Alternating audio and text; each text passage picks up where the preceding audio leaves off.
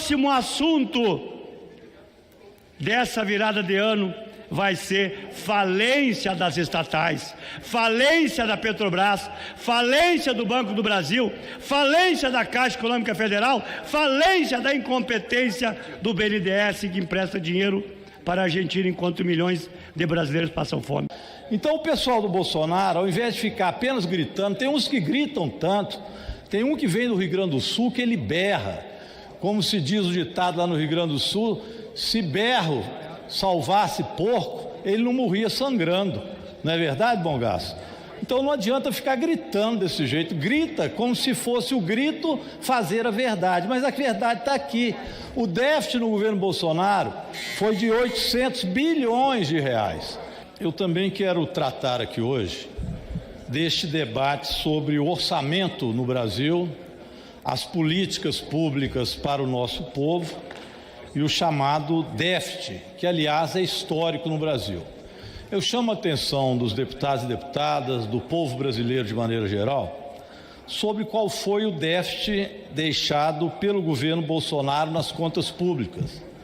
É bom refrescar a memória, até porque eu vejo bolsonaristas aqui falar em déficit zero como se fosse algo que eles aplicaram durante o governo Bolsonaro. Não é bem assim, deputado Pompeu, veja bem.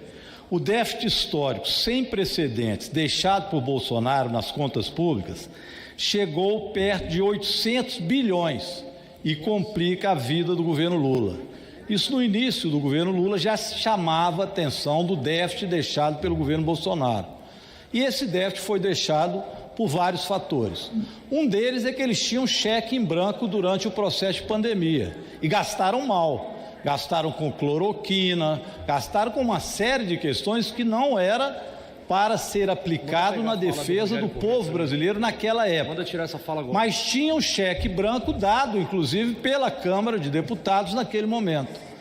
Também os precatórios, foi aqui também aprovado e ele deixou esses precatórios sem pagamento e retirou do déficit, vamos lembrar isso. Então, em momento algum, o governo Bolsonaro se preocupou com déficit zero. Tanto é que ele foi sepultado, era algo que não existia. Era o tal teto de gastos que foi formulado na época do governo Temer e que era um verdadeiro absurdo, que aqui foi substituído pela PEC que nós aprovamos para que este ano tivéssemos um bom orçamento e, ao mesmo tempo, o arcabouço fiscal aprovado posteriormente para substituir o teto de gastos. Então, é evidente que vamos colocar a conversa no ponto certo. Colocar a conversa no ponto certo tem que dizer também o que está acontecendo este ano, que vários diziam que no governo do presidente Lula isso aqui ia virar uma Venezuela, desemprego, e nós chegamos agora à menor taxa de desemprego, de 7,7%, desde 2015, a menor taxa que nós tivemos de desemprego agora. Presidente, peço 30 segundos. No governo do presidente Lula, 7,7% chegou a taxa de desemprego, que é a menor, repito, desde 2015. Então é evidente que nós vamos tratar o ano que vem, dentro da lei de diretriz orçamentária, aprovando os projetos, essa é a função da Câmara e do Senado, que estão aqui do ponto de vista fiscal, para cobrar mais dos ricos e aumentar para que a gente possa ter o menor déficit possível e manter as políticas sociais. Obrigado, presidente. Presidente, eu fico impressionado com um deputado que sobe à tribuna, me antecede e abre a boca com um monte de mentiras. Deputado, eu acho que o senhor se esqueceu que no governo Bolsonaro, no fim dele, nós ficamos com superávit de 54 bilhões de reais.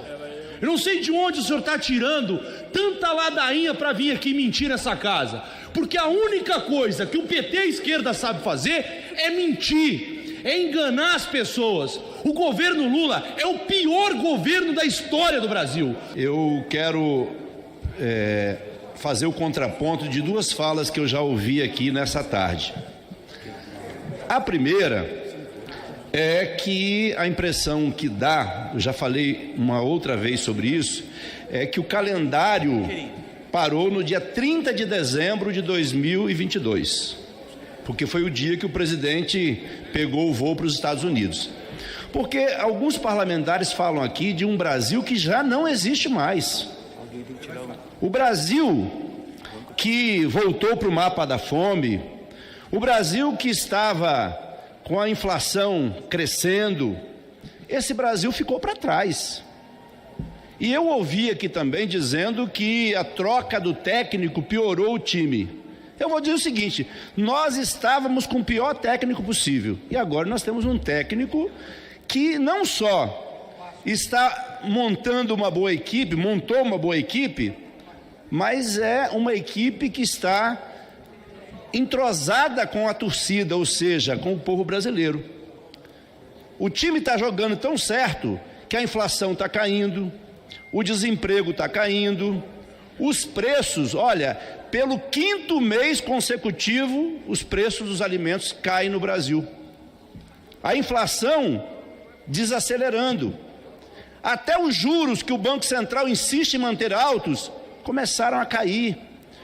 Olha só a nossa posição, nós já estamos em 9º lugar entre as maiores economias do mundo. O Brasil, que estava no mapa da fome, agora é o Brasil que tem o projeto Brasil Sem Fome. Este que é o Brasil que nós estamos vivendo. Então nós temos um bom técnico, um técnico que joga a favor do Brasil.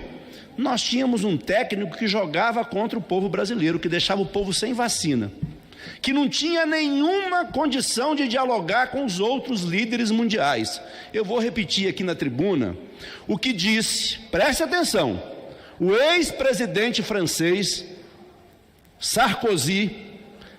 É bom registrar, entre parênteses, é um político de direita, o Sarkozy é um político de direita, e disse o seguinte: a ONU está desaparecendo e emerge no mundo uma liderança política destacada. E quem é essa liderança política no mundo? Lula.